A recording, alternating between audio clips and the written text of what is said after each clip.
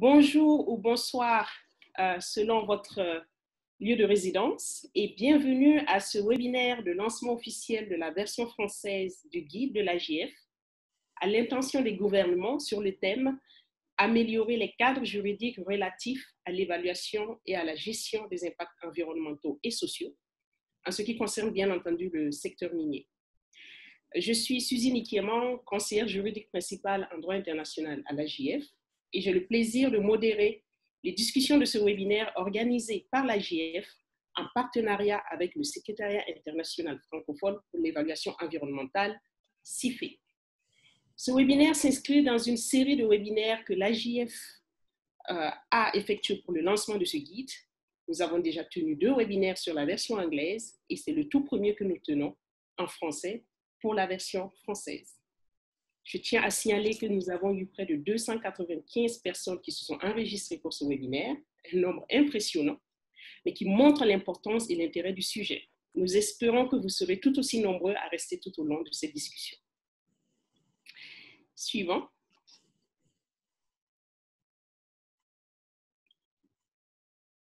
Suivant, s'il vous plaît, Stacy. Merci. Sans plus tarder, je vais présenter les 3 intervenants qui vont fixer les bases pour alimenter nos discussions aujourd'hui. Nous avons d'abord Madame Clémence Naré, qui est conseillère juridique et gestionnaire de relations avec les États à l'AJF. Elle a plus de 15 ans d'expérience comme juriste en droit international, avec une expertise variée couvrant aussi bien les droits de la personne, les transactions commerciales ou l'administration publique. Clémence Naré et moi-même avons ainsi co-dirigé et co-rédigé ce guide avec plusieurs autres collègues au niveau de l'AJF. Nous avons également avec nous M. Martin Pérusse, qui est un expert biologiste avec plus de 30 ans d'expérience en études d'impact. Il a travaillé sur des projets dans le secteur des mines, mais aussi de l'énergie, de l'industrie, des infrastructures et du développement urbain, et l'objectif étant de toujours appliquer les principes du développement durable. Il a également assumé des responsabilités importantes dans plusieurs institutions internationales ou nationales dans ce domaine, et nous sommes vraiment ravis de bénéficier aujourd'hui de la perspective d'un scientifique aussi pétri d'expérience sur le terrain. Nous avons également avec nous M. Gilles Côté, qui est directeur général du CIFE, notre partenaire dans le cadre de ce webinaire. Son expertise est multidisciplinaire en droit, en environnement, en géographie et en développement régional. Et depuis de nombreuses années, il s'intéresse en particulier au processus décisionnel en matière d'évaluation environnementale, bien entendu toujours dans la perspective du développement durable. Et c'est un plaisir également de l'avoir aujourd'hui avec nous et bénéficier de ses multiples casquettes de juriste, d'enseignant et expert en environnement. Suivant, s'il vous plaît. Avant d'entrer dans le vif du sujet, je vais rapidement présenter l'agenda.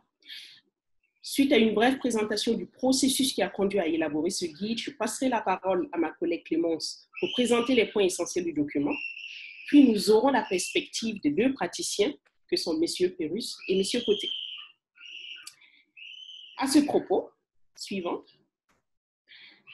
et pour le meilleur usage du temps qui nous est imparti, un peu moins de 1h30 maintenant, et vu le nombre de participants qui nous ont rejoints finalement, je vous encourage à poser vos questions et vos commentaires directement dans le chat en utilisant la fonction questions et réponses en bas de notre écran. Et cela tout au long des présentations.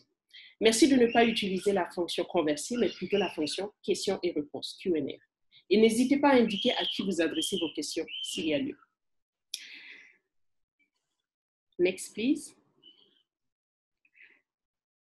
J'aimerais aussi profiter de l'occasion pour porter à votre attention la prochaine Assemblée générale de l'AJF qui se tiendra du 20 au 22 octobre 2020 et pour la première fois virtuellement. Nous vous encourageons à vous inscrire sur notre site Internet pour participer aux discussions sur des thématiques variées, y compris les études d'impact environnemental et social dans le secteur minier justement. Très bien. Maintenant, suivant. Commençons par rappeler pourquoi l'AJF a développé ce guide. Il faut savoir qu'en 2017, lors de l'Assemblée générale annuelle de l'AJF, les membres ont reconnu le défi relatif aux études d'impact environnemental et social, ainsi que la gestion environnementale et sociale dans le secteur minier. Et en particulier, ils ont voulu des conseils pour améliorer le cadre juridique régissant ces processus. Nous avions constaté en effet que la littérature est abondante sur les aspects techniques des EUS dans le secteur minier, mais qu'il n'y avait pas grand-chose s'agissant des cadres juridiques régissant ce processus dans la perspective des gouvernements. Il faut préciser que le développement de ce guide a été financé par l'Institut fédéral allemand des géosciences et des ressources naturelles, BGR, et du ministère fédéral allemand chargé de la coopération et du développement économique, BMZ, que nous tenons à remercier. Quel est l'objectif de ce guide? Pardon, suivant. L'objectif principal de ce guide est de fournir aux États membres de l'AGF un résumé des bonnes pratiques internationales qui leur permettra d'améliorer le cadre juridique relatif à l'EUS et au plan de gestion connexe dans le secteur minier, de sorte à s'assurer que les normes juridiques, les procédures et les mécanismes appropriés sont en place et mis en œuvre pour que le gouvernement puisse examiner de manière appropriée un projet proposé, prendre une décision informée et s'assurer que ce projet se déroule de manière à protéger l'environnement et les aspects sociaux pour les générations actuelles et futures. J'aimerais préciser que ce guide couvre uniquement l'exploitation minière à grande échelle, car il n'était pas possible d'aborder tous les scénarios, bien que importants, dans un seul ouvrage. Donc, nous n'avons pas abordé, par exemple, la question des mines artisanales et à petite échelle, sur lesquelles nous avons d'ailleurs un autre guide au niveau de l'AGF. C'est également un guide à l'intention des gouvernements, mais il est également tout à fait utile pour toutes les parties prenantes impliquées, que ce soit le secteur privé, les communautés locales ou toute partie prenante intéressée à assurer que le secteur minier promeut le développement durable. Ce guide est donc maintenant disponible en français et en anglais sur notre site et je vous invite à aller le consulter. Nous pourrions mettre le lien direct pour y accéder dans le chat à toute fin utile.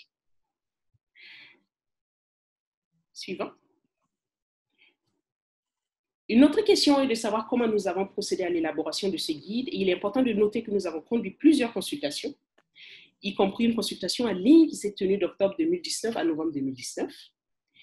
Mais avant et après cela, nous avons bénéficié des commentaires et de formations qui nous ont permis d'améliorer ce document de plusieurs partenaires. Nous avons non seulement consulté les États membres de l'AGF lors de nos assemblées générales, mais aussi l'Association internationale pour l'évaluation d'impact, la Commission néerlandaise pour l'évaluation environnementale, Transparency International, le Conseil international des mines et des métaux, et bien entendu, le Secrétariat international francophone pour l'évaluation environnementale, CIFE, qui est avec nous aujourd'hui. C'est l'occasion pour nous d'exprimer notre gratitude au CIFE et à toutes les institutions pour leurs précieux commentaires et leur participation active. Je terminerai en précisant que ce guide, suivant, s'il vous plaît. Donc, je terminerai en précisant que ce guide est basé sur une recherche exhaustive de 2 ans, pendant laquelle les cadres juridiques de plus de 55 juridictions ont été examinés sur tous les continents, comme vous pouvez le voir en bleu sur cette carte. Je vais m'arrêter là et passer maintenant la parole à ma collègue Clémence Naré pour nous présenter les points essentiels des orientations fournies dans ce guide avant que nos deux praticiens puissent nous entretenir sur leurs perspectives respectives. Merci Clémence, tu as la parole. Merci beaucoup Suzy. Bonjour à toutes et à tous.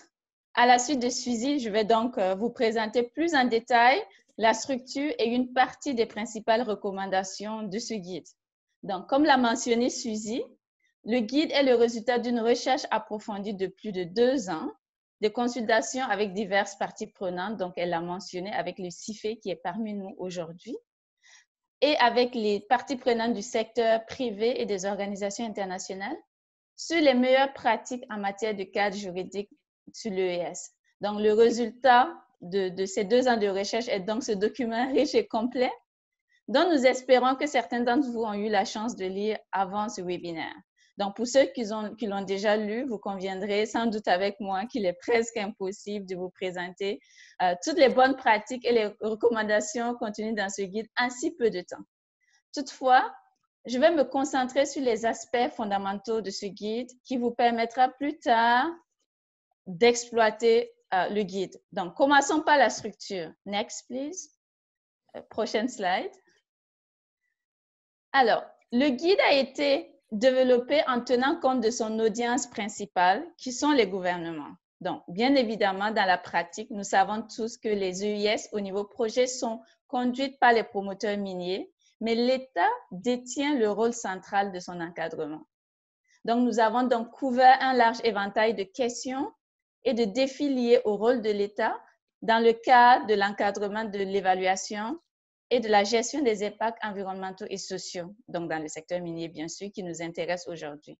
Nous avons donc proposé des exemples de bonnes pratiques, des outils, des stratégies pour soutenir les États dans ce rôle à travers 4 sections, donc A, B, C et D, pour ceux qui auront lu le guide ou le découvriront. Donc, il est important de retenir que chacune de ces sections a un but déterminé. Donc, par exemple, pour rendre le guide plus accessible à un grand public de professionnels ou de non-professionnels, nous sommes souvent des professionnels dans le secteur minier, certains professionnels dans le domaine de l'UES et pas forcément la combinaison des deux, ou une autre partie prenante qui s'intéresse à la question de l'UES dans le secteur minier. La section A du guide vous permet de vous familiariser avec tous les enjeux traités dans le guide. Alors, la section B, éléments du cadre normatif et facteurs indispensables pour un bon cadre juridique de l'UES, est une section capitale de ce guide parce qu'elle vous propose un modèle de cadre juridique complet, donc pour l'UES et la gestion des impacts environnementaux et sociaux. Dans cette section, nous avons identifié et traité de 20 composantes dont nous proposons la considération aux États. Donc, bien entendu, ici également, nous avons réitéré tout au long du guide que chaque pays évolue dans un contexte particulier qui lui est propre et que les recommandations proposées devront faire l'objet d'un ajustement à la lumière de la situation et de la vision de chaque pays. La section C du guide, qui est la partie la plus longue du guide, et il y a une raison en cela. Cette section présente les principales actions ou mesures ou responsabilités des gouvernements dans le processus de l'UES pendant tout le cycle de vie de la mine, en commençant par l'exploration jusqu'à la fermeture de la mine. Donc, après la lecture de cette section, vous devriez avoir normalement reçu les rudiments nécessaires pour comprendre comment mettre en œuvre les 20 composantes discutées dans la section B. Alors, la section D, qui est la mise en œuvre en pratique, les actions concrètes, se focalise sur des outils, les stratégies qui permettront au gouvernement ou à tous ceux qui s'intéressent à accompagner les décideurs politiques dans l'amélioration des cadres juridiques de l'UES dans une juridiction donnée à avoir les outils pour le faire.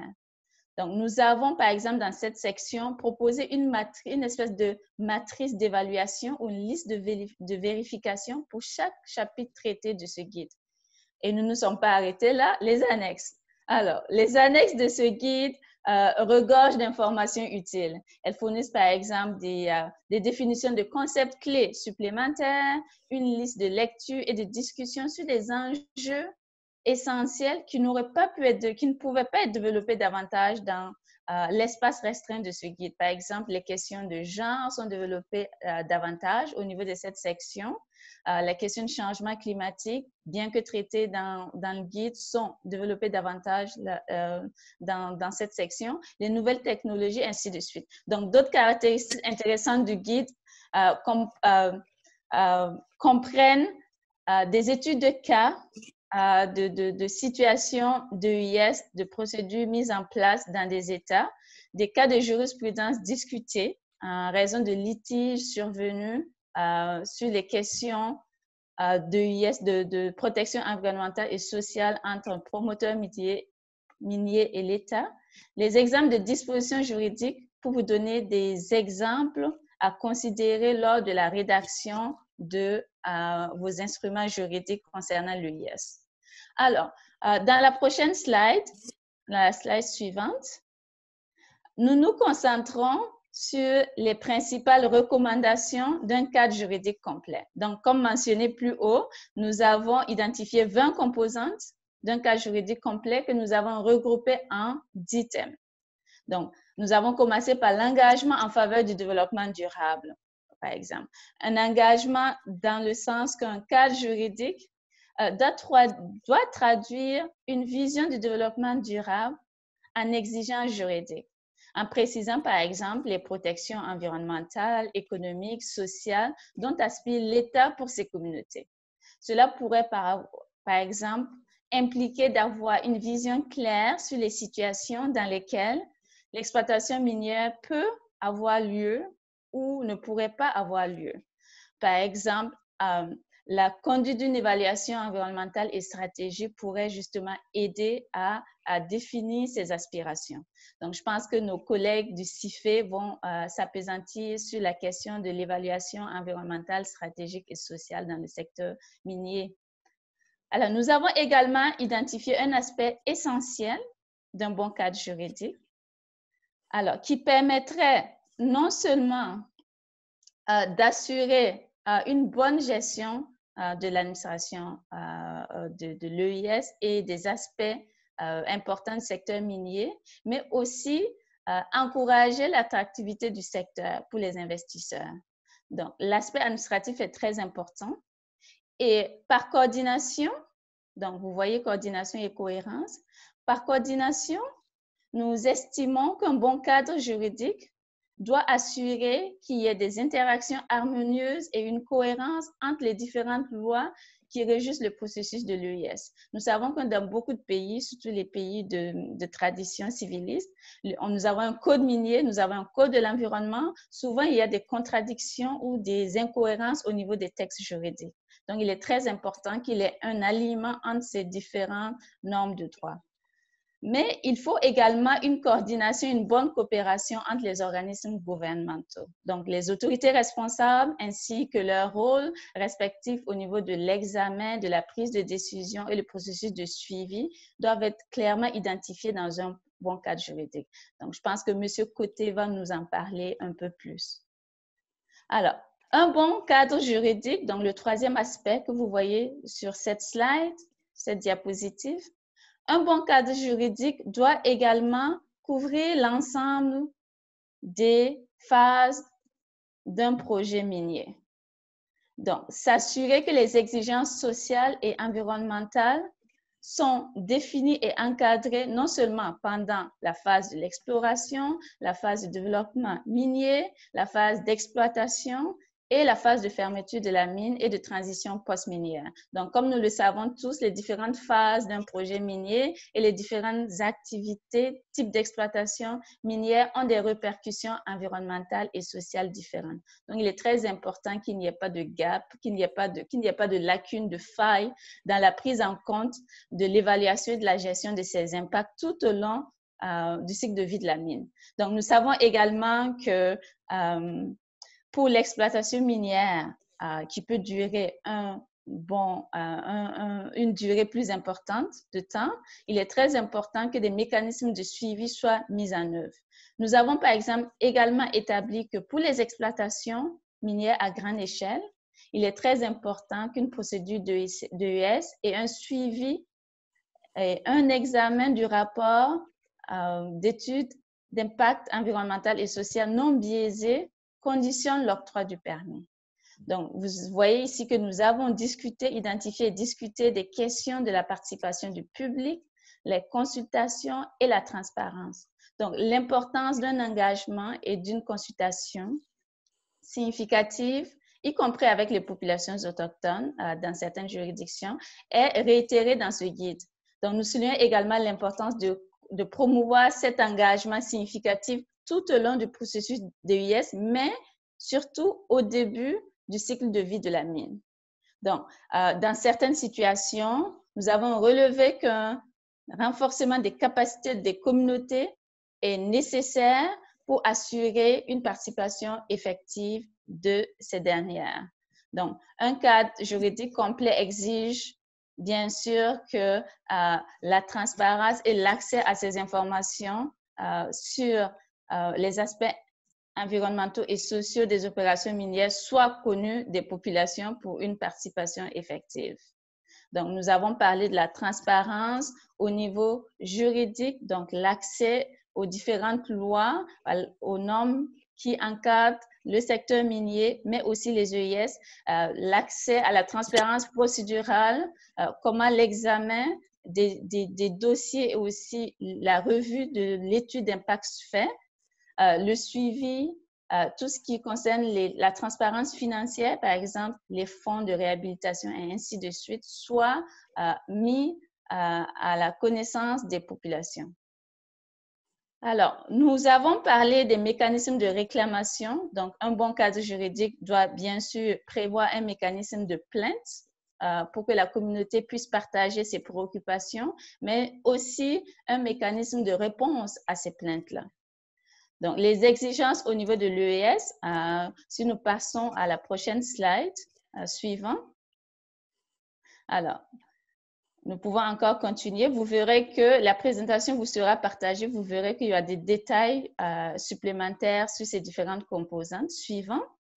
Donc, au niveau de l'exigence, suivant encore, au niveau de l'exigence en matière d'EIS, M.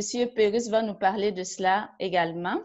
Au niveau des conditions standards pour la proposition initiale de projet, il faudrait que ces conditions soient clairement définies dans le cadre juridique.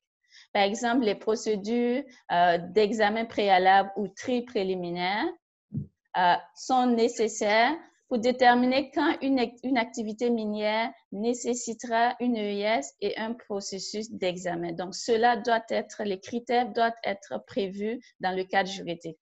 Donc, les exigences au niveau de la procédure de cadrage doivent également être fournies, y compris les exigences relatives à la prise en compte des observations des parties prenantes dans le processus, qui pourra alimenter la définition des termes et références. Donc, et un aspect important ici, c'est la définition de délai raisonnable pour le processus d'examen du rapport de l'UIS. Nous avons vu dans quelques juridictions que les rapports de l'UIS, bien sûr, sont très importants, volumineux en termes de pages, et l'État dispose seulement de quelques semaines souvent pour réviser ce document-là. Donc, nous proposons et nous encourageons les États en fonction de la disponibilité de leurs ressources humaines et la complexité des projets, de définir un temps réaliste et raisonnable pour un examen approfondi de ces études. Alors, on va continuer avec la prochaine slide suivante. Alors, ici, bien sûr, nous parlons des plans de gestion environnementale et sociale qui doivent être examinés aussi au niveau de la soumission des dossiers pour l'obtention d'un permis d'exploitation. Bien sûr, les questions de garantie financière sont très importantes. L'identification ou l'exigence qu'une garantie financière adéquate pour la restauration et la fermeture de la mine doivent être identifiées au niveau du cadre juridique. L'exigence d'un plan de fermeture préliminaire aussi doit être établie au niveau du cadre juridique. Donc, bien évidemment, un bon cadre juridique aussi doit prendre en compte les conditions préalables qui avaient été définies pour les promoteurs miniers avant toute autorisation ou tout renouvellement d'un permis subséquent. Alors, suivant. Alors, dans la slide suivante, vous verrez que les aspects surveillance, inspection et application de la loi sont très importants. Beaucoup de cadres juridiques ne prévoient pas, par exemple, un mécanisme de sanction proportionnellement aux violations de type environnemental et social. Alors, les conditions de renonciation de la gestion des risques résiduels aussi des projets doivent être prévus dans le cadre juridique. Dans quelles circonstances on pourrait donner un quitus de sortie à une compagnie minière, dans quelles circonstances on ne pourrait pas le faire et quelles sont les conditions que les promoteurs doivent respecter au niveau de la gestion résiduelle des impacts tout au long de la vie de la mine après sa fermeture officielle. Alors, je pense que je vais m'arrêter là. On a beaucoup de questions à aborder, mais compte tenu des contraintes de temps, je vais m'arrêter là et nous pourrions y revenir pendant la période de discussion. Merci beaucoup. Suzy, à toi. Merci beaucoup, Clémence, pour cette présentation. Comme tu l'as dit, il s'agit d'un document assez dense et riche et il est très difficile de le résumer en quelques minutes, mais nous espérons que nous avons puisse susciter votre intérêt et que vous pourrez aller regarder le guide plus en détail. Avant de passer la parole à Monsieur Gilles, j'aimerais quand même, suite aux nombreuses questions qui ont été posées sur le chat concernant la disponibilité du guide. Alors oui, le guide est disponible en français et c'est justement pour cette raison que nous organisons ce webinaire officiel de lancement.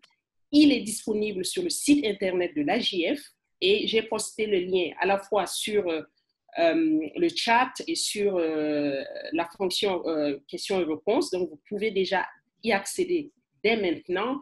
Et oui, à la fin du webinaire, nous allons partager le PowerPoint de cette présentation avec vous. Donc, voilà, pour ceux qui nous rejoignent maintenant, le guide est disponible en français et en ligne sur notre site internet. N'hésitez pas à aller prendre connaissance de ce guide. Alors, je vais maintenant passer la parole à Monsieur Côté qui va nous introduire, donner sa perspective de praticien sur ce guide, en quoi il peut être utile et pertinent pour les gouvernements compte tenu de la réalité du terrain et de son expérience sur le terrain. Gilles, vous avez la parole. Merci. Merci, Suzy.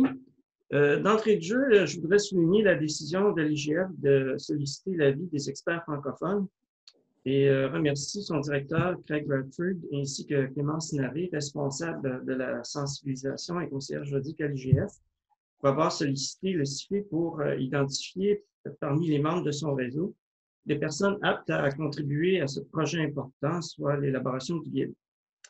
Ce geste est l'expression concrète de la reconnaissance de l'existence d'une expertise originale en francophonie dans le domaine de l'évaluation environnementale et plus particulièrement de la gestion environnementale et sociale des projets miniers. Quelques mots sur le CIFE pour ceux qui ne connaissent pas l'organisme. Le Secrétariat international francophone en évaluation environnementale est un organisme à but non lucratif fondé en 1997 avec l'appui des gouvernements français et québécois dans le but de donner une plateforme d'échange aux intervenants du domaine de l'évaluation environnementale en francophonie. Le CIFE organise annuellement un colloque international réunissant en moyenne plus de 200 personnes pour discuter de thèmes spécifiques. Il organise également des activités de renforcement des capacités incluant des formations et donne un appui à la réalisation de projets pilotes dans ces domaines d'intervention. Je vous invite à aller sur le site du CIFE ou www.cifee.org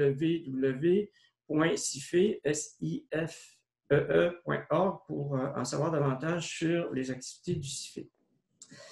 Alors, comme annoncé par la page titre du document PowerPoint que vous avez sous les yeux, je vais me concentrer mon intervention sur les enjeux de mise en œuvre du guide comme perçu par les experts francophones ayant participé à son élaboration. Il ne s'agit évidemment pas de reprendre dans le détail les thèmes abordés par les experts consultés.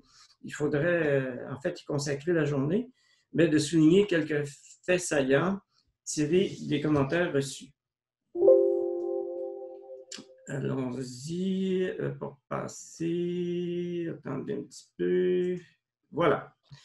Alors, d'abord, comme vous le remarquerez, le guide s'inscrit clairement dans une approche proactive de l'évaluation des impacts environnementaux et sociaux. Approche proactive qui se définit comme étant l'intégration des processus d'évaluation des impacts environnementaux et sociaux dès l'étape de la planification des projets et de la réalisation des études de faisabilité, qu'on oppose à une approche réactive de l'évaluation des impacts environnementaux et sociaux qui s'inscrit plutôt uniquement dans une logique d'atténuation des impacts, mais de décisions déjà prises. Et comme vous le savez tous, les décisions parmi les plus importantes se situent dès les premières étapes de la planification des projets, ce qui souvent rend difficile leur atténuation par la suite, étant donné que les décisions importantes concernant le projet sont déjà prises. Autre élément, Comme souligné par un expert consulté, cette orientation quant à la portée de l'IES a pour conséquence qu'on évite la situation qu'on retrouve malheureusement trop souvent, qu'en marge des décisions déjà prises, il est souvent trop tard pour adopter des mesures correctrices. Et comme vous le savez, dans la hiérarchie des mesures découlant de l'analyse environnementale des projets, il faut d'abord tenter de réduire les impacts à la source, soit dans la conception même des projets. Si par la suite, on a fait tout ce qu'on a pu pour, au niveau de la planification du projet, ben, on passe à l'étape de l'atténuation des impacts, de la compensation par la suite. Alors donc, comme le souligne un des experts consultés, plus on avance dans le processus de planification, plus il devient difficile de modifier le projet et plus cela se traduit par l'augmentation du coût de l'intégration de mesures destinées justement à atténuer les impacts d'un projet à mesure qu'on avance dans le processus. Autre élément, la prise en compte des impacts cumulatifs dans des différentes composantes de projet. On voit souvent, malheureusement, qu'on analyse ces composantes-là séparément, ce qui diminue considérablement la portée de l'analyse, étant donné que les impacts des projets découlent souvent de la réalisation de ces différentes composantes. Alors donc, un des éléments importants, c'est que les processus d'évaluation des impacts environnementaux ne concernent pas que séparément l'analyse du site d'extraction, des infrastructures routières et portuaires et de l'approvisionnement en énergie qui sont des éléments importants de la réalisation des projets. Et à cet égard-là, le rôle de l'évaluation environnementale stratégique territoriale joue un rôle déterminant. Je vous montre ici une image tirée d'une thèse réalisée récemment et qui illustre bien la problématique. Alors, vous avez ici des sites portuaires et projets de port en Guinée-Maritime qui représentent les sites en exploitation et les projets. Et dans le cas de la thèse de Mariama Diallo, elle a appliqué justement l'évaluation environnementale stratégique pour élaborer différents scénarios de développement des sites portuaires de façon à éviter la multiplication des installations qui, évidemment, engendrent des impacts environnementaux plus importants.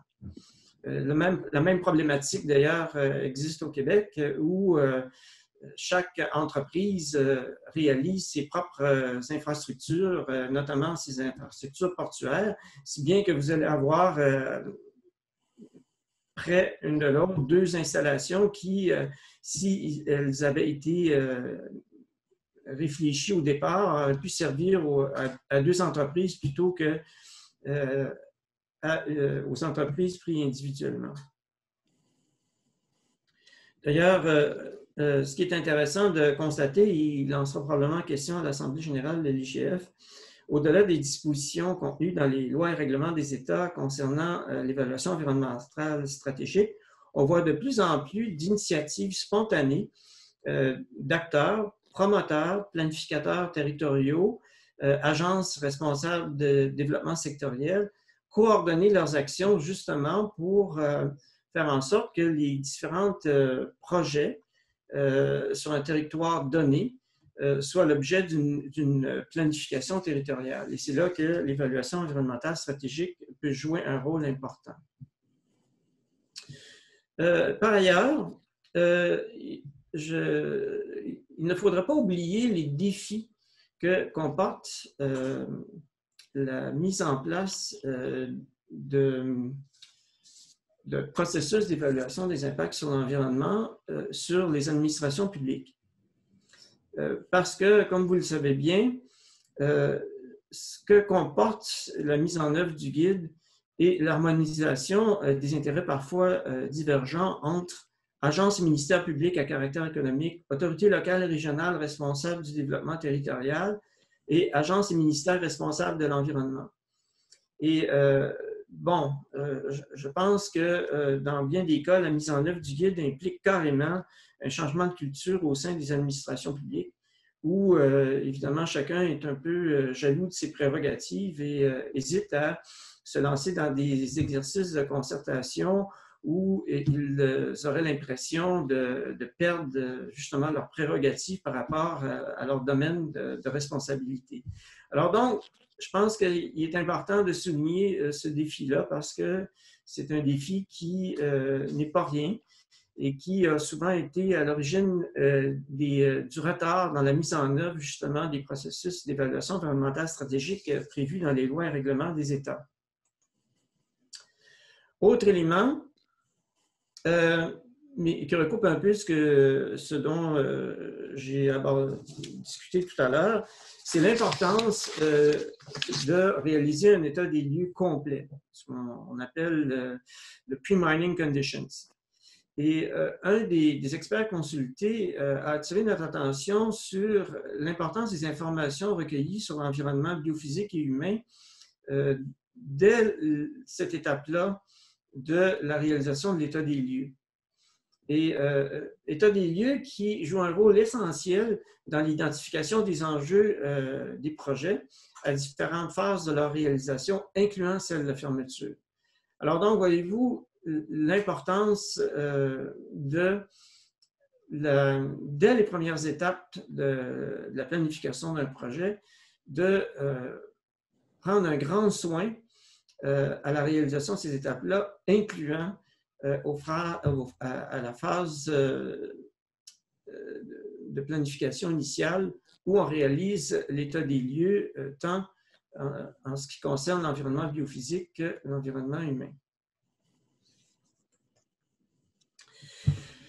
Un autre élément important est la participation des parties prenantes.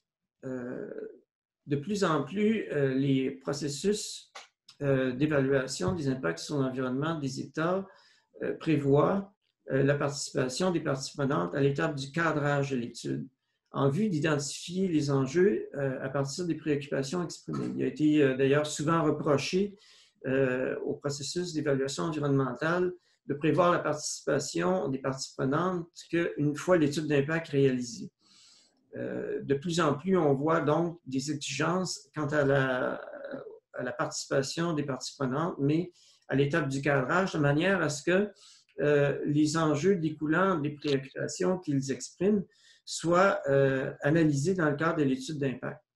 À l'étape de la surveillance et du suivi environnemental, la participation des parties prenantes est également importante et pour avoir réalisé une étude sur justement le rôle des comités multipartites dans le cadre de la surveillance et du suivi environnemental, j'ai pu constater que l'importance de leur rôle. Mais évidemment, qu'on parle de la participation des parties prenantes à l'étape du cadrage ou de la surveillance et du suivi, il est absolument important que l'information sur les projets soit disponible. Et à cet égard-là, plusieurs législations et règlements énoncent le caractère public de l'information concernant le processus d'évaluation des impacts sur l'environnement et prévoit même un outil de diffusion, soit la mise en place d'un registre qui, comme au Québec récemment, a été institué et sur lequel on retrouve tous les documents à mesure de leur mise à disposition ou de leur publication sont disponibles à tous les parties prenantes.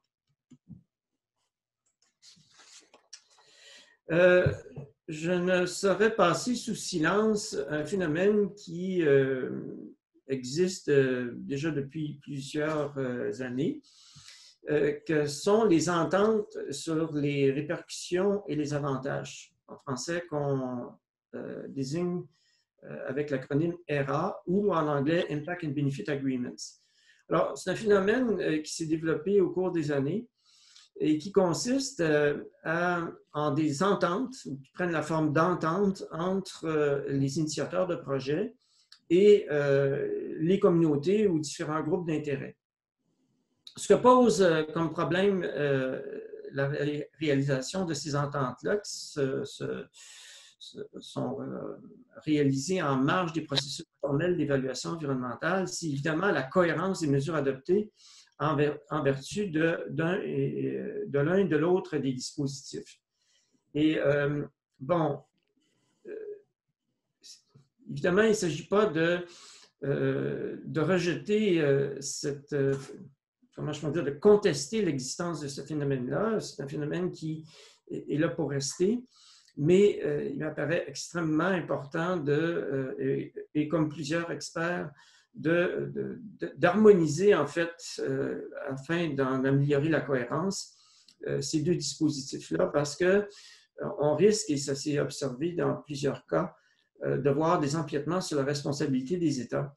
Et il est arrivé souvent dans des cas documentés que des initiateurs de projets se lancent dans la mise en œuvre de mesures qui, au final, les a placés dans des situations extrêmement difficiles parce que les plaçant dans un contexte où ils se trouvent à assumer des responsabilités qui, normalement, doivent être exercées par les autorités publiques et pour lesquelles les initiateurs de projets n'ont aucune ressource pertinente pour gérer. Quelques autres considérations rapidement. Il ne faut pas négliger les conceptions divergentes des parties prenantes concernant la portée de l'évaluation environnementale. J'en ai parlé tout à l'heure parce que malgré que le guide s'inscrit dans une approche proactive, il n'est pas donné que tout le monde partage cette approche-là. Et il m'apparaît important, comme à plusieurs experts consultés, de clarifier ça dès le départ, d'aborder la situation parce qu'on peut se trouver en cours de route qu'à réaliser que des divergences d'avis importantes qui deviennent de plus en plus difficiles à gérer par la suite. Deuxièmement, il est important de faire la distinction entre les enjeux de la décision d'autoriser ou non un projet et les enjeux de la mise en œuvre. Souvent, dans l'évaluation des impacts environnementaux et sociaux, on ne fait pas cette distinction-là, aux grandes dames d'ailleurs des initiateurs de projets qui se trouvent à avoir à discuter de questions qui concernent la mise en œuvre de leur projet, plutôt que de discuter d'entrée de jeu des enjeux qui pourraient avoir une incidence sur la décision d'autoriser le projet ou non. Normalement, cette décision-là s'appuie sur au maximum 6 ou 7 enjeux et qui ne sont pas nécessairement clairement identifiés au départ et qui devraient être l'objet d'une attention particulière dès le départ, de manière à justement traiter des questions importantes et après les avoir traitées, par la suite, oui, traiter des enjeux de mise en œuvre. Mais souvent, c'est le traitement des enjeux de la décision et de la mise en œuvre ne sont pas clairement identifiés, ce qui crée de la confusion sur ce qui est important ou non. D'ailleurs, un des reproches à l'évaluation des impacts environnementaux, c'est souvent que les enjeux importants ne sont pas nécessairement identifiés dans les rapports d'études d'impact. Troisièmement, le suivi des enjeux identifiés à l'étape du cadrage. Il y a souvent une discontinuité entre justement les consultations tenues à l'étape du cadrage, leur traitement dans le rapport d'études d'impact, leur prise en compte au niveau de la décision et le traitement qu'on en fait à l'étape de la surveillance et du suivi. Et donc, à cet égard-là, les méthodes d'aide multicritère à la décision peuvent jouer un rôle important pour justement, et l'approche de structuration de la démarche par enjeu, pour faire en sorte qu'on puisse s'y retrouver et qu'on puisse donc voir clairement quelles sont les préoccupations qui ont été exprimées, quels enjeux ont été identifiés, comment ils ont été analysés et comment ils ont été pris en compte au niveau de la décision et au niveau de la surveillance et du suivi. Enfin, je voudrais attirer votre attention sur l'arbitrage entre les considérations environnementales, sociales et économiques à l'étape de la décision. Et là, souvent, on néglige justement cette étape-là. et qui est l'apanage, évidemment, des décideurs, qui, malheureusement, sont souvent livrés à eux-mêmes quand vient le temps de faire des arbitrages, parce que, découlant de l'évaluation des impacts environnementaux, l'étude d'impact ne donne pas de solution au problème, elle donne des éléments de solution au problème. Et la logique qu'on applique dans, justement, l'arbitrage entre ces considérations-là joue un rôle extrêmement important.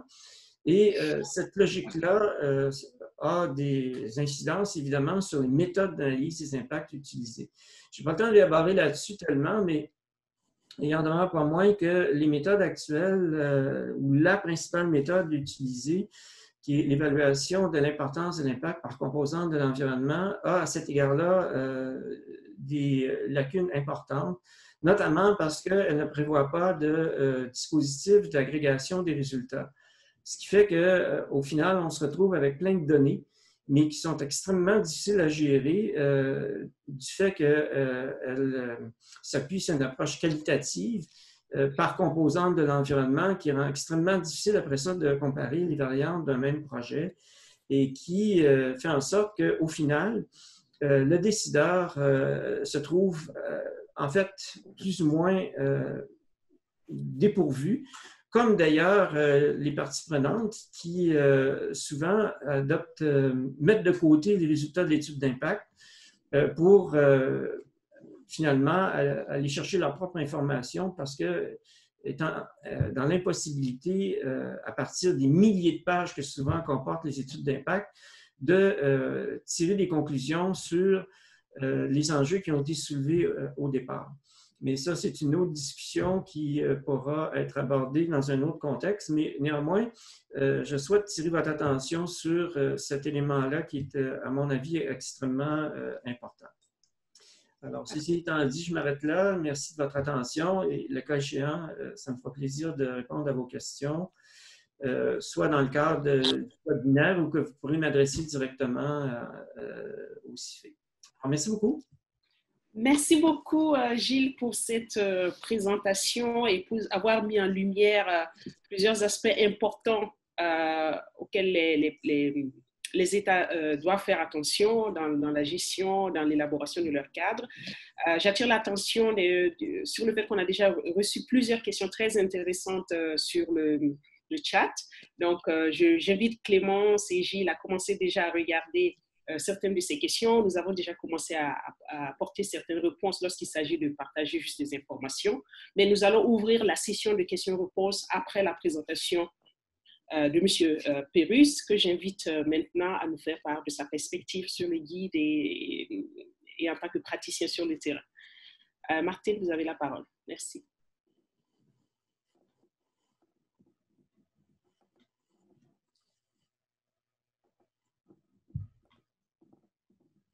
Merci Clémence. Alors voilà.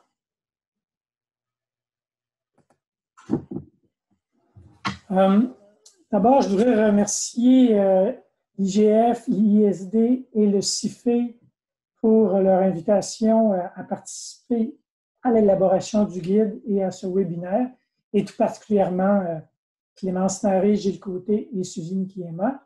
Alors, merci beaucoup. Ça me fait plaisir d'être là. Bonjour tout le monde. Je ne reprendrai pas l'ensemble du guide. Je pense que Clémence nous en a fait un très bon résumé. J'aimerais plutôt utiliser un exemple pour souligner certains processus importants dans le cadre d'une étude d'impact de grands projets. Alors, peut-être certains d'entre vous se demandent pourquoi un autre guide. Il y a beaucoup de guides qui existent. Les études d'impact sont somme toute généralisées. Il y a des experts dans toutes les organisations, des exigences, des encadrements, autant international que national. Alors, pourquoi un autre guide? J'aime beaucoup comme ça me faire l'avocat du diable. Alors, je répondrai à cette question à travers un exemple concret, c'est-à-dire un projet qui a cours en ce moment, dont vous avez peut-être entendu parler, un projet de Rio Tinto en Australie, le projet Brockman 4, qui est un gisement, une mine de fer en Australie, comme je le disais, un gisement de très grand volume et de très grande qualité. Bon, vous avez peut-être entendu parler de ce projet récemment, malheureusement, à travers une controverse, c'est-à-dire la destruction d'un site aborigène qui a provoqué un tollé international, la démission de hauts dirigeants et qui fait l'objet d'enquêtes autant internes chez Rio Tinto qu'au niveau d'enquêtes publiques. Pour vous situer, on est dans l'ouest de l'Australie, dans un secteur où il y a beaucoup de gisements, beaucoup de projets miniers, mais aussi beaucoup de sites aborigènes identifiés et reconnus. Alors, le projet Brockman 4, c'est un projet échelonné, grosso modo, sur 10 ans, de 2010 à 2020. Il faut comprendre que ce projet, au départ, a été planifié à travers 4 variantes de projet. 3 de ces variantes évitaient le site aborigène à différents degrés et la 4e variante était la variante qui donnait un plus grand accès aux minerais. C'était aussi la variante de plus grand impact et c'est cette variante, la variante de plus grand impact économique également, qui a été retenue. Il faut comprendre toutefois qu'à cette étape, le site aborigène avait déjà été identifié, il était connu à travers des études initiales. Toutefois, comme la variante retenue impliquait des impacts potentiels sur le site aborigène, les autorisations gouvernementales étaient requises et celles-ci ont été obtenues par Rio Tinto en 2013 et de façon subséquente aussi suite à l'augmentation du projet. Donc, on a un projet qui a ces autorisations, qui a fait l'objet de consultations, de négociations, d'ententes, d'une étude d'impact formelle. Donc, le cadre, tout est là. En parallèle du développement du projet, ce qui a aussi été fait, c'est la poursuite des études archéologiques, des fouilles et des activités de sauvetage de différents artefacts, et ce, entre 2013 et 2020. On a donc fait plusieurs études archéologiques et il y a eu aussi des avis experts qui ont été émis, notamment en 2013, en 2014 et en 2018. Donc, ce qu'il faut comprendre, c'est qu'on a continué d'étudier le site et surtout, ça nous a permis de mieux comprendre ce site et de mieux comprendre sa valeur de plus en plus grande à mesure que les artefacts étaient découverts et analysés. Donc, à la fin de ce processus, on était clairement dans une compréhension qu'on avait affaire à un site de grande qualité. Quelques photos pour vous situer. Le projet, au départ, Brockman 4, qui se situait à plus de 4 km du site aborigène, puis à mesure du développement du site, se retrouvait en 2020 à quelques 120 mètres du site. Et pour se trouver en 2020, on voit le site aborigène ici avec l'ensemble du développement.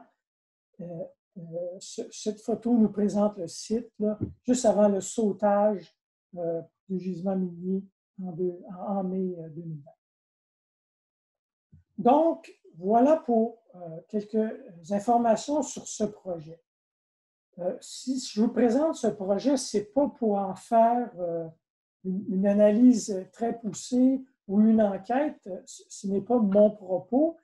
Je veux juste utiliser un exemple concret pour revenir sur 2 processus clés en lien avec les études d'impact et en lien aussi avec ce qui est repris dans le guide à travers différents exemples et à travers des recommandations.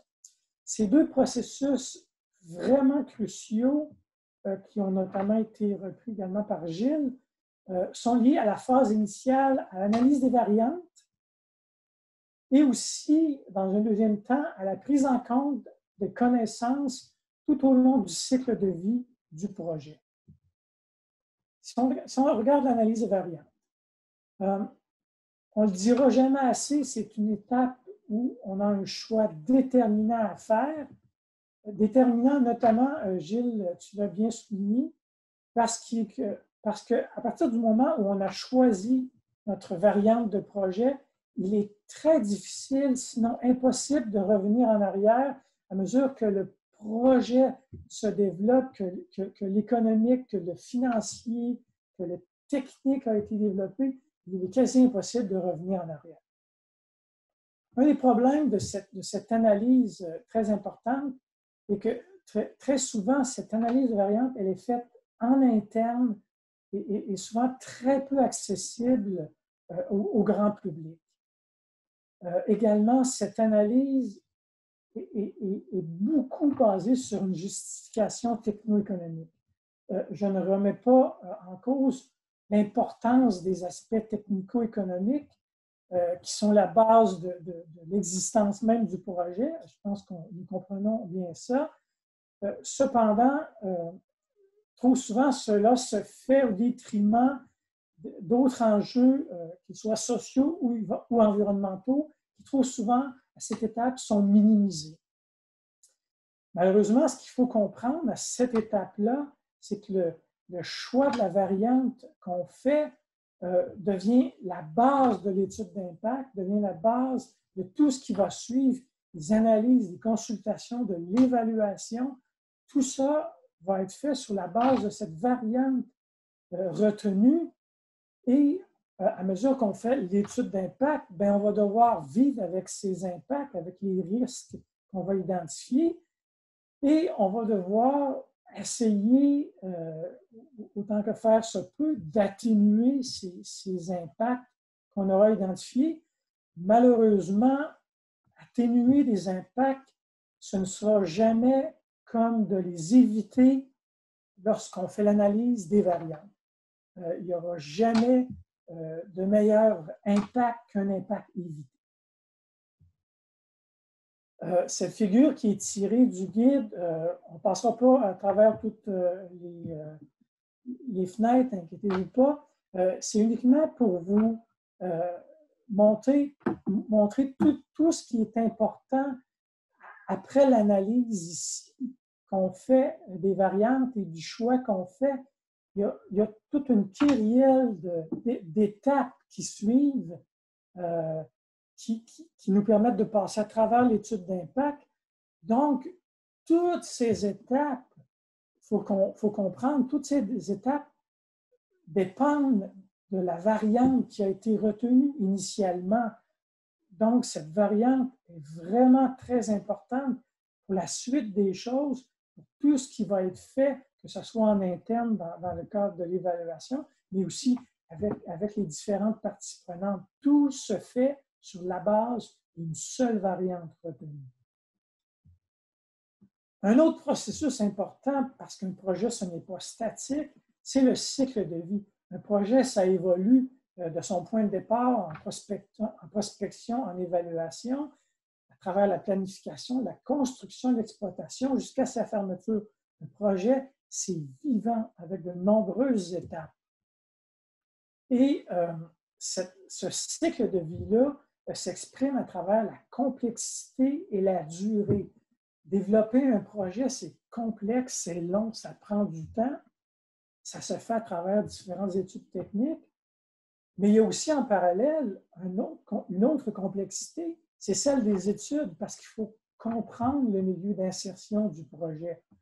Donc, on a d'un côté l'évolution, le développement de l'ingénierie de projet qui se fait de manière conceptuelle au début et qui va petit à petit évoluer vers l'ingénierie détaillée.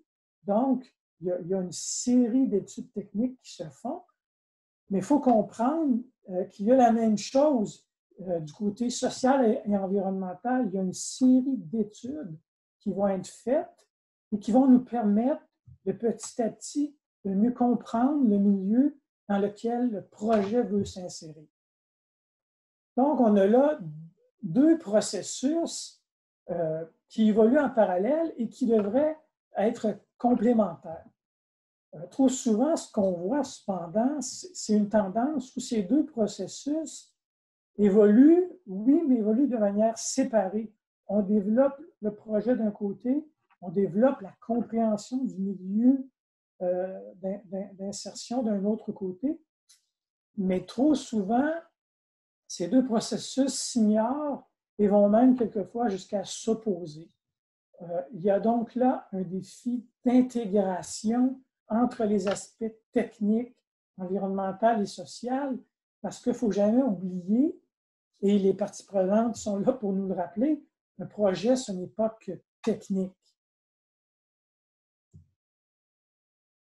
Donc, je ramènerai tout ça à travers 3 des 20 recommandations que l'IGF a fait et que Clémence nous a montré plus tôt.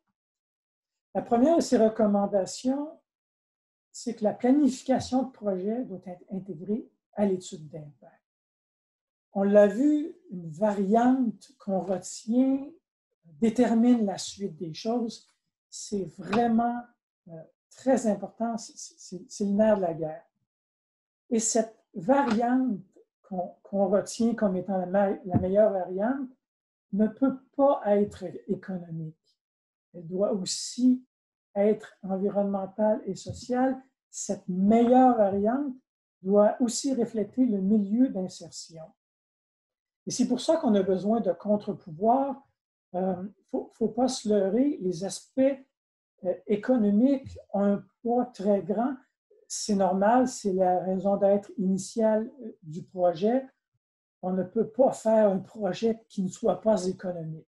Je pense que tout le monde comprend et adhère à ça. Mais en même temps, on ne peut pas non plus faire un projet qui ne va pas s'insérer de façon harmonieuse dans son milieu, parce que ce projet-là, s'il ne peut pas bien s'harmoniser, bien, va soulever des impacts, va soulever des problèmes, il va soulever la controverse qui ne sera pas bon pour ce projet ni pour le milieu. Donc, il faut des contre-pouvoirs pour bien faire l'analyse des variantes et s'assurer que la variante retenue, la meilleure variante retenue, elle est économique, sociale et environnementale. Et c'est pour ça qu'on a besoin de l'identification des enjeux sociaux et environnementaux très tôt dans le processus pour justement apposer aux aspects économiques ces enjeux sociaux et environnementaux. Et c'est important parce que l'étude d'impact qui est faite par la suite, malheureusement, ne pourra pas reprendre, ne pourra jamais réparer un mauvais choix de variante. L'étude d'impact par la suite va devoir se faire le reflet de la variante retenue. Et si cette variante n'est pas une bonne variante, bien malheureusement, à travers l'étude d'impact, ça va ressortir à travers les impacts du projet. Une autre recommandation du guide de l'IGF concerne les exigences à toutes les phases du cycle de vie. Comme je l'ai dit, un projet s'exprime dans la durée et dans la complexité, autant le projet lui-même que la connaissance du milieu. Ces connaissances et compréhensions sont des processus évolutifs. C'est pour ça que quand je parle de contre-pouvoir à l'économique, il faut que ces contre-pouvoirs-là s'expriment, oui, au début, mais s'expriment aussi tout le long du cycle de vie du projet, parce que la connaissance du milieu d'insertion n'est pas statique, elle va évoluer tout au long, elle va se raffiner tout au long avec les études, avec les consultations avec les parties prenantes. Donc, il faut être capable de faire une réévaluation récurrente du projet à mesure qu'il avance et donc aussi une réévaluation constante des enjeux. Gilles, tu l'as souligné, l'importance du suivi des enjeux. Les enjeux, ce n'est pas quelque chose de statique. Il faut les identifier très tôt, oui, mais en même temps, à mesure que le projet avance, le projet bouge et est vivant. Même chose pour la compréhension du milieu.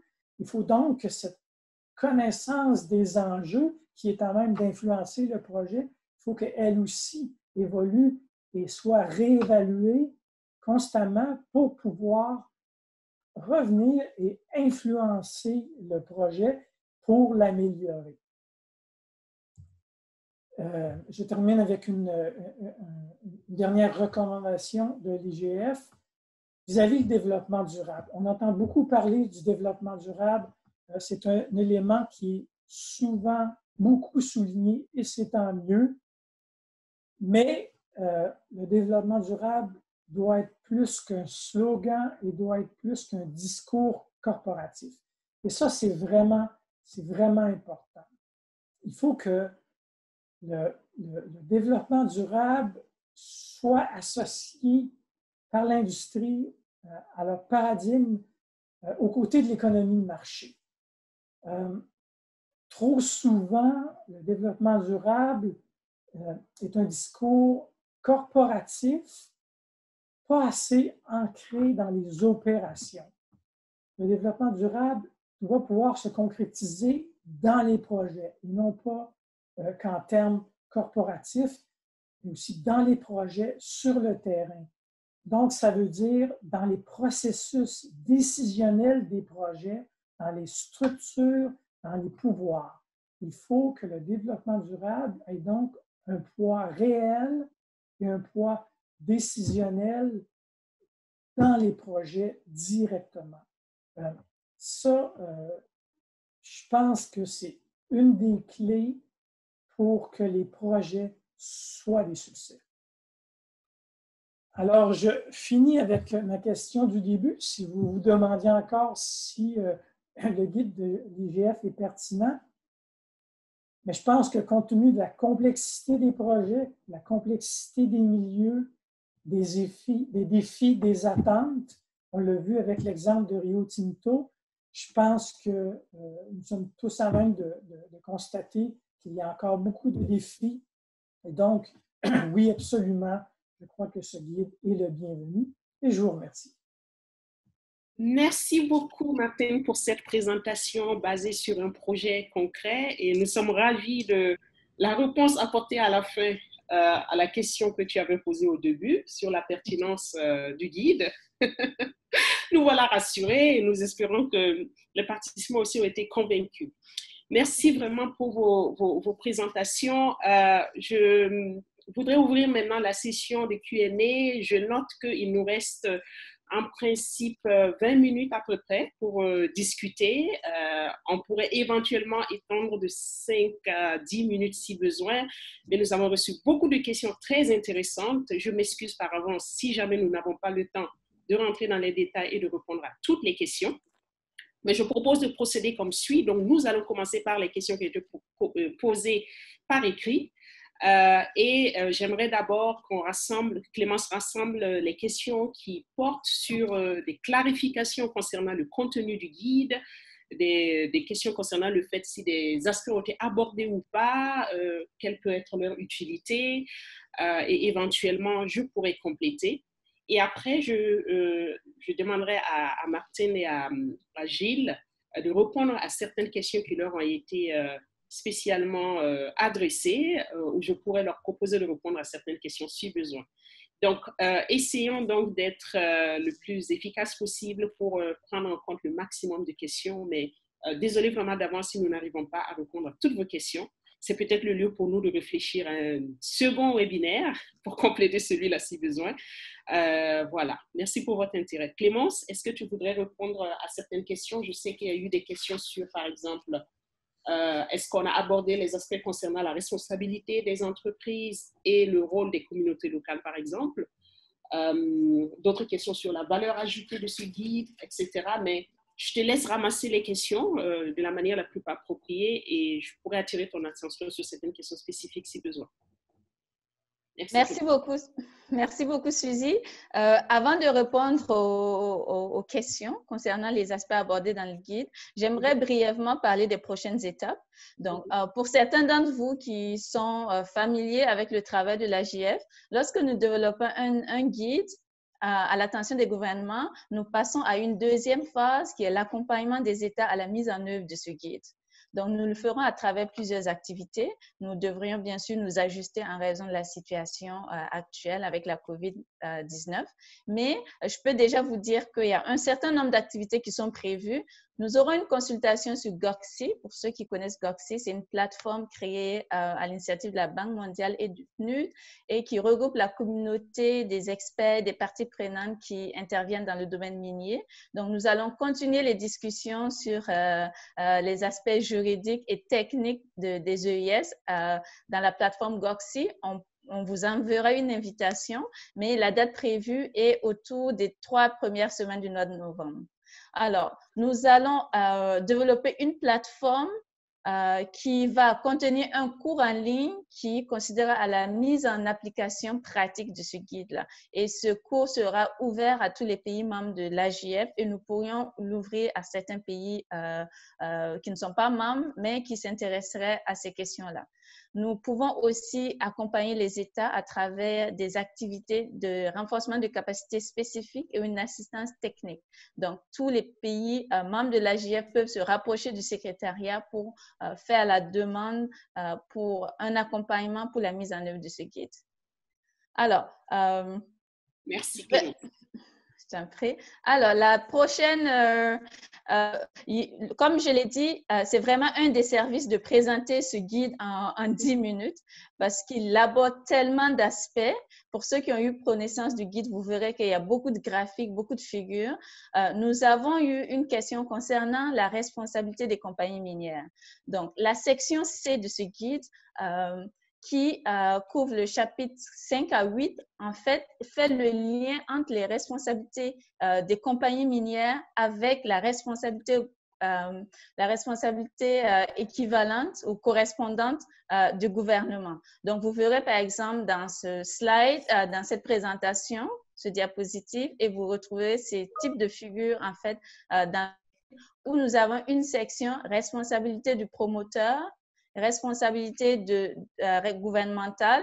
Ici, c'est un graphique simpliste où nous avons les différentes étapes. Mais lorsque vous alliez dans chaque phase, et vous verrez ici qu'il y a un codage en couleur pour vous permettre de vous retrouver. Donc, dans le guide, tout ce qui est orange concerne la phase d'exploration. Vous verrez un graphique encore plus détaillé qui concerne la responsabilité, par exemple, ici, plus en détail du gouvernement et des compagnies minières. Donc, c'est pour répondre à cette question. Et nous traitons de cela tout au long du guide parce que, comme je l'ai mentionné, dans la pratique, la conduite de l'ES au niveau projet est faite par la compagnie minière. Donc, il est très important que, voilà, nous parlons bien sûr de cette responsabilité et comment le gouvernement accompagne ce processus et l'encadre. Alors, ici, on a eu une question également concernant les responsabilités des communautés locales, les rôles. Alors, vous verrez aussi que dans le guide, dans la section A, nous parlons des différents enjeux, nous parlons des principaux avantages, en fait, pour une gestion responsable, des impacts environnementaux et sociaux pour toutes les parties prenantes, y compris les compagnies minières et la communauté. Et en parlant justement des avantages pour la communauté, nous parlons implicitement aussi du rôle que la communauté pourrait jouer pour pouvoir bénéficier de ces avantages-là. Donc, vous trouvez également ces éléments dans le guide et nous réitérons, et comme je l'ai mentionné dans ma présentation, que dans certaines situations, il y a un besoin de renforcement des capacités ou d'accompagnement des communautés à comprendre les enjeux de l'exploitation minière. Donc, je pense que nos intervenants l'ont dit, c'est un projet minier est complexe et il n'est pas facile de comprendre et à la fois les enjeux techniques, environnementaux et les différents impacts que cela peut avoir. Donc, il est aussi, nous réitérons le rôle des États d'accompagner leur communauté pour qu'ils puissent avoir une participation effective dans les discussions entourant la gouvernance du secteur minier. Alors, nous avons eu certaines questions également sur la phase de fermeture des mines. Donc, j'ai partagé dans le chat, dans la fonction de discussion, un des guides que l'AJF a collaboré pour son développement avec EPEC. Et vous verrez, c'est une liste de vérification qui concerne justement les différentes étapes de la fermeture des mines, les aspects d'encadrement, mais aussi des aspects techniques. Et je peux aussi vous annoncer que nous sommes en train de développer un guide en ce moment, une étude globale, comme nous l'appelons, en collaboration avec ICMM, le Conseil international sur les métaux et les minéraux, et aussi l'Université de Queensland en Australie. Nous avons eu l'Australie comme étude de cas. Et les pays membres de l'AJF, dont certains d'entre vous ont dû recevoir une demande d'enquête pour donner vos commentaires, pour que nous puissions développer justement ce guide sur les aspects techniques, mais aussi les aspects concernant la garantie financière pour la fermeture des mines. Nous allons en parler pendant l'Assemblée générale annuelle de l'AJF dans 2 semaines, mais après cela, un guide sera disponible et nous le partagerons avec vous. Merci, Suzy. Merci beaucoup, Clémence, pour ces éclairages. Il y a encore beaucoup de questions liées au guide, mais pour une question de temps et pour donner une chance aussi à M. Pérus et M. Martin de répondre à ces questions, je propose que l'on aborde ces autres questions. De toute façon, Clémence et moi-même restons disponibles. Vous pouvez nous contacter par email pour avoir plus d'informations sur ce guide. N'hésitez pas à le consulter, aussi bien concernant la mise en œuvre, comment vous pourrez demander une assistance technique, comment le guide a été élaboré, etc. Je profite aussi pour assurer ceux qui se demandaient concernant le processus. Oui, ce guide a été fait sur la base d'une requête des pays membres. Oui, nous avons consulté les cadres juridiques de beaucoup de pays, notamment présents sur ce groupe, y compris la Mauritanie, puisque nous avons eu une question de M. KS de la Mauritanie. Nous avons consulté votre cadre juridique. Donc, vraiment, nous avons consulté plus de 55 pays pour regarder les cadres juridiques. Je pense aussi qu'une chose qu'il faut retenir et qui est très importante de la présentation de M. Martin et de M. Pérus et M. Côté, c'est qu'il faut vraiment s'assurer que les procédures, les règles soient en place en amont pour s'assurer que tout sera bien fait dès le départ et que les bons choix sont faits dès le départ. Et je pense que c'est là l'une des valeurs ajoutées de ce guide pour répondre à une question. Les informations techniques existent, mais comment traduire ça concrètement dans un cadre juridique, dans vos lois, dans vos règlements, dans vos procédures, vos mécanismes de coordination, de suivi, de mise en œuvre, c'est là où le guide vraiment peut vous donner des outils et des informations utiles. Alors, je vais demander peut-être d'abord à Gilles, est-ce qu'il y a une question dans le chat qui t'intéresse en particulier? Je sais qu'il y a une question concernant la gestion des déchets dangereux, une question de M. Désiré Amiego qui pourrait vous intéresser. Il y a aussi une question sur le processus de Kimberley de M. Hubert Lonsi, etc.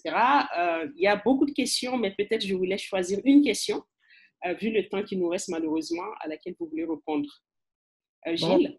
Bon, les questions que vous avez mentionnées sont certainement importantes, mais je voudrais plutôt attirer votre attention sur la nouvelle approche en matière d'évaluation des impacts sur l'environnement, qui est la démarche d'analyse structurée par enjeu. Et je vais partager avec vous un exemple concret de ce que ça veut dire. Alors, parce que c'est une approche qui est de plus en plus utilisée et qui mérite d'être analysée. Attendez, OK, je l'ai.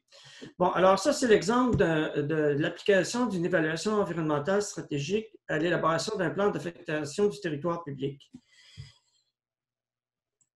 Et comme je l'ai évoqué tout à l'heure, la première démarche qu'on a faite, c'est d'identifier les enjeux.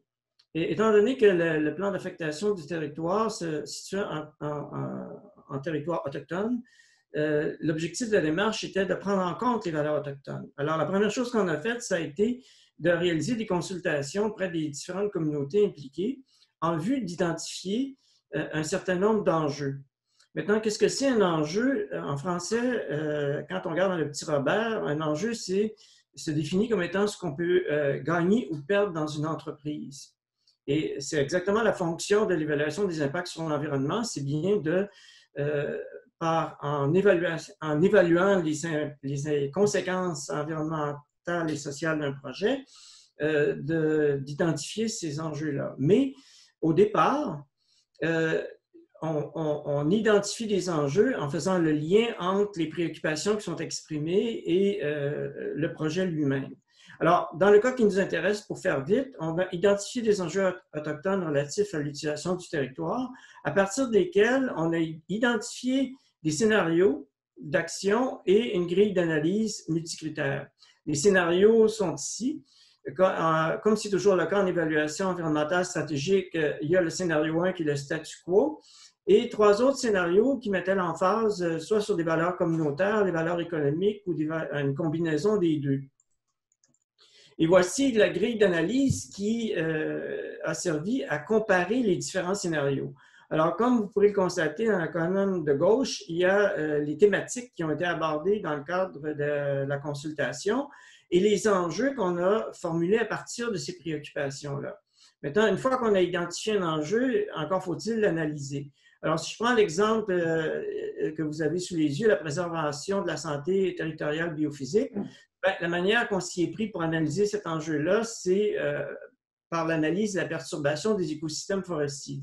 Maintenant, une fois qu'on a identifié notre critère d'analyse, encore faut-il mesurer. Alors, on a identifié 3 indicateurs de mesure, le taux de la récolte de la possibilité forestière, la superficie sous exploitation forestière et un 3e indicateur qui est une combinaison de variables, et ainsi de suite. Alors, l'intérêt de cette approche-là, c'est qu'on peut faire le lien entre des problématiques formulées en termes d'enjeux, de voir comment elles ont été analysées, de manière à ce que quand on arrive à la fin de l'analyse, c'est-à-dire après la réalisation d'études d'impact, on puisse répondre aux questions qui ont été soulevées au départ. Ce qui n'est malheureusement pas le cas des études d'impact actuellement, qui malheureusement nous donnent plein de données sur un paquet de sujets, sans par ailleurs que ça se rapporte à des enjeux spécifiques. Et ce qui vraiment pose problème parce que finalement, les processus d'évaluation des impacts sur l'environnement visent à justement identifier les problématiques qu'on formule sous la forme d'hypothèses au départ, qu'on valide par la réalisation de l'étude d'impact et après ça, qu'on vérifie dans le concret de la réalisation des projets. Alors donc, ça permet d'assurer une continuité dans l'analyse et de voir à quoi riment les différentes données produites dans le cadre de l'analyse des impacts et par la suite de la surveillance et du suivi pour être capable d'avancer dans notre réflexion. Alors, je m'arrête là. Concernant cette problématique-là, étant donné qu'on manque de temps, mais j'ai pris note de différentes questions. Il y aura sans doute lieu de les reprendre et d'y répondre par écrit. Enfin, on pourra en discuter, Clémence, Suzy et moi, pour pas que vos questions restent dans l'air comme ça, sans y répondre. Et moi, je suis disponible pour justement reprendre certaines des questions pour lesquelles je me sens compétent de répondre et que ça vous soit retourné de manière à ce que l'exercice d'aujourd'hui, effectivement, serve justement à répondre aux questions que vous pouvez avoir en marge de la publication du guide. Merci beaucoup, Gilles. Tout à fait pour cette initiative. Je comptais revenir là-dessus à la fin de ce webinaire parce que nous avons souvent par habitude, lorsqu'on n'a pas eu l'occasion de répondre à toutes les questions, de vous les faire parvenir par écrit après le webinaire pour s'assurer en effet qu'on a pu prendre en compte toutes vos préoccupations. Et on vous remercie déjà pour la disponibilité de nous aider dans ce processus. Donc, je passe maintenant la parole à Martine. Je pense qu'il y a eu quelques questions aussi qui vous ont été dédiées, mais sentez-vous libre de choisir une question sur laquelle vous voulez mettre l'accent à ce stade. Merci. Merci, Suzy. Oui, il y a quelques questions qui avaient trait au rôle des gouvernements en amont. Et je pense que c'est des questions très pertinentes parce que des fois, on peut penser qu'il peut être difficile pour les gouvernements d'intervenir tôt. C'est souvent effectivement le cas, mais c'est souvent aussi dû au fait des promoteurs, des compagnies qui ont tendance à garder leur projet, leur information de projet très près d'eux et ne les rendent pas publics ou ne les partagent pas très rapidement. Et je pense qu'il y a un effort à faire de ce côté-là, de tous les partis, pour que ces informations-là soient disponibles plus tôt. Il ne faut pas se leurrer.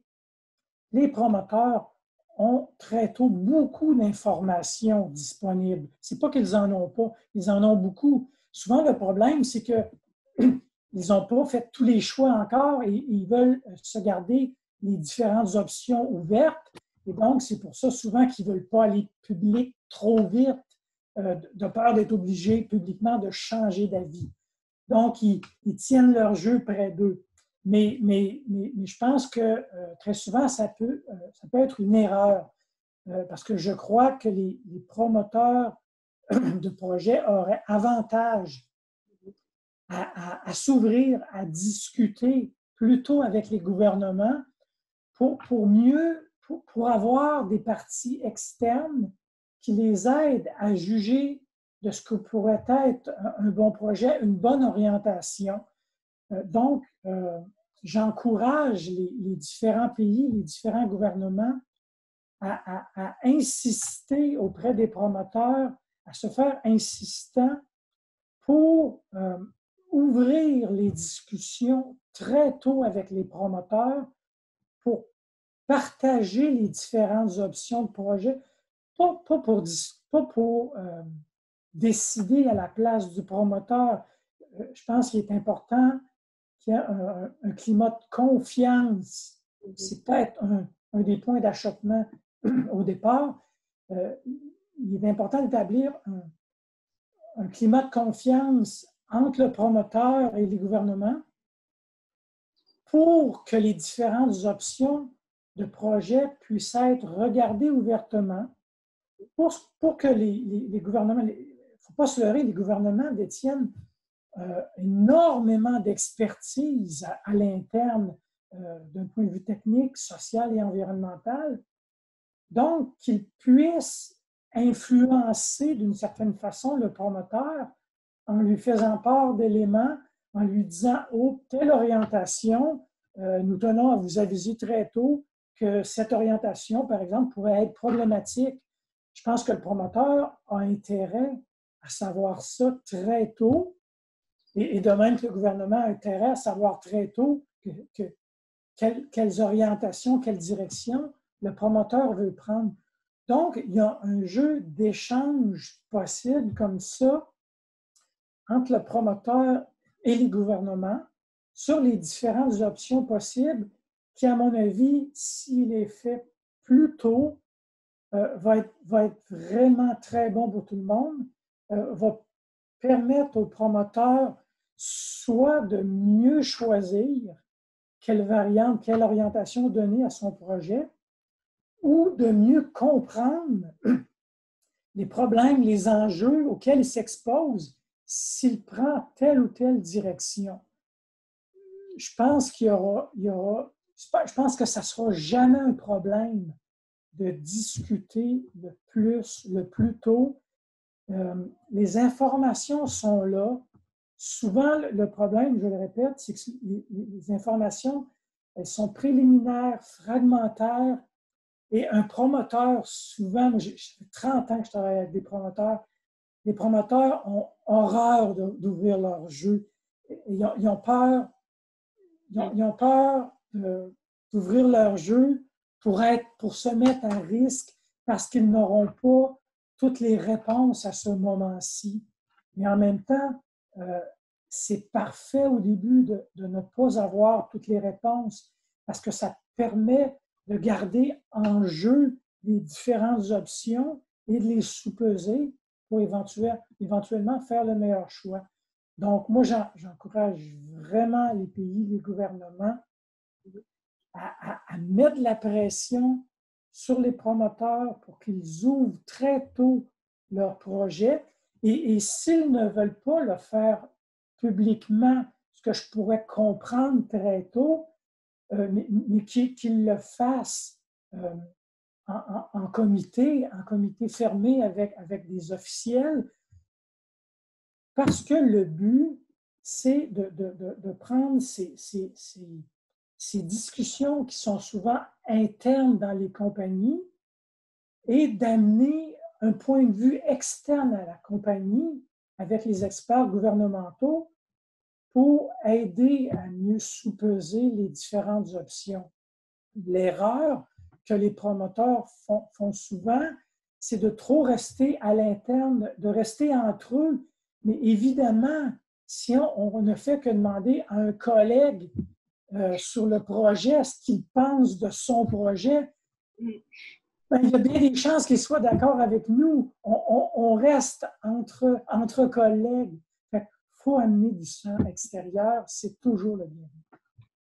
D'accord. Merci beaucoup, en effet, pour cette précision qui est très importante, et ça me permet de rebondir sur une chose que le guide essaie de faire, c'est que toutes ces bonnes pratiques telles que ces recommandations et ces conseils que vous faites, il est important qu'ils soient traduits d'une certaine manière dans les cadres juridiques, dans les processus, qu'il y ait des règles claires qui permettent aussi bien dans la perspective du gouvernement et des compagnies minières de savoir qu'est-ce qu'on attend de vous, quel type d'informations, de documents ou de procédures vous devez mettre en place pour que les choses soient bien claires et transparentes, et pour le gouvernement et pour la société minière, gérer les attentes, de sorte que, comme vous le dites, dès le départ, on pose les bonnes fondations pour que le projet puisse se mener de la manière la plus conforme aux objectifs du développement durable. Donc, vraiment, merci pour cet éclairage.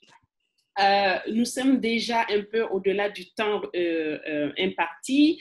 Je crains que l'on ne puisse plus, malheureusement, prendre des questions et y répondre en direct. Mais encore une fois, nous allons nous assurer avec l'aimable disponibilité de M. Pérus et M. Côté de faire un suivi de ce webinaire en répondant à certaines des questions. Nous allons peut-être les rassembler, les collecter pour répondre de manière efficiente.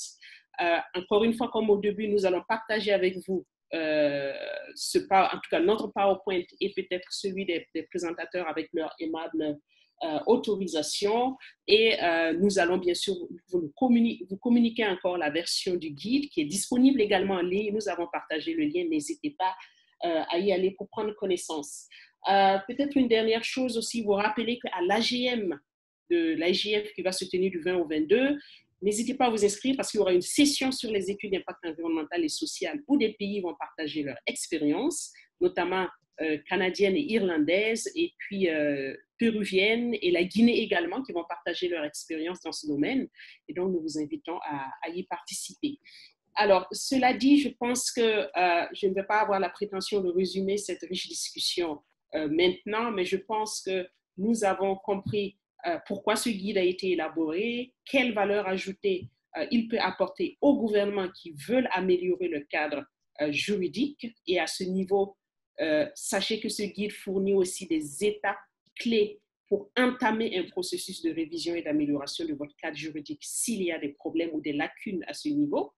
Et nous espérons que l'expérience partagée par M. Pérus et M. Côté vous ont permis de comprendre encore mieux certains aspects techniques et faire le lien plus tard avec les recommandations du guide lorsque vous en prendrez connaissance, parce que nous espérons que vous allez aller le télécharger et le lire. Nous restons disponibles pour apporter de l'assistance technique aux pays membres de l'AGF.